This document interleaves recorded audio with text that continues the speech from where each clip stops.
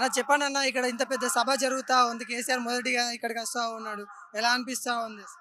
ఇప్పుడు ఖచ్చితంగా కేసీఆర్ని తెలంగాణ ప్రజలు ఓడగొట్టడం జరిగింది అని కాంగ్రెస్ వాళ్ళు విర్రవీగుతారు.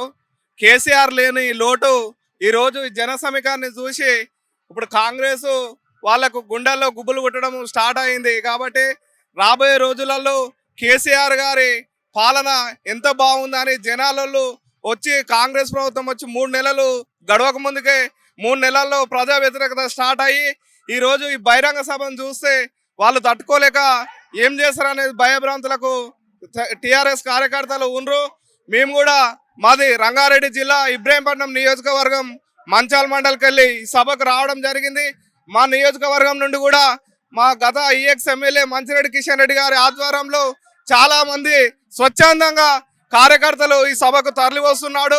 ఈరోజు కేసీఆర్ గారి సభకు చేయడము ఈరోజు మా టీఆర్ఎస్ ఎంతో ఆనందంతో, మేము ఓడిపోయినా కానీ గెలిచిన అంత ఆనందంతో మేము ఈరోజు ఉన్నాము.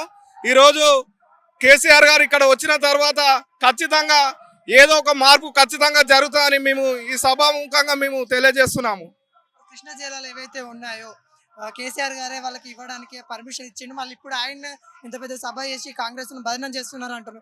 దాని మీద లేదు, కేసీఆర్ గారు వాస్తవానికి కేసీఆర్ గారు వచ్చిన తర్వాత నీళ్ళకు కానీ ఎలాంటి ఇబ్బంది లేకుండా తెలంగాణ వ్యాప్తంగా ఇంటింటికి మంచి నీళ్ళు ఇచ్చి ఎన్నో చేసిండు కేసీఆర్ గారు.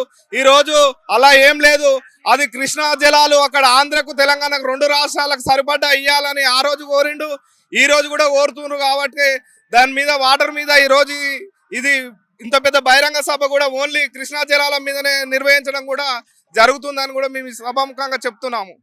ఇంతవరకు అసెంబ్లీ ఎలక్షన్ తర్వాత ఇంతవరకు బయటికి రాని కేసీఆర్ ఇప్పుడు వస్తా ఉన్నారు. ఏ విధంగా తీసుకుంటారు?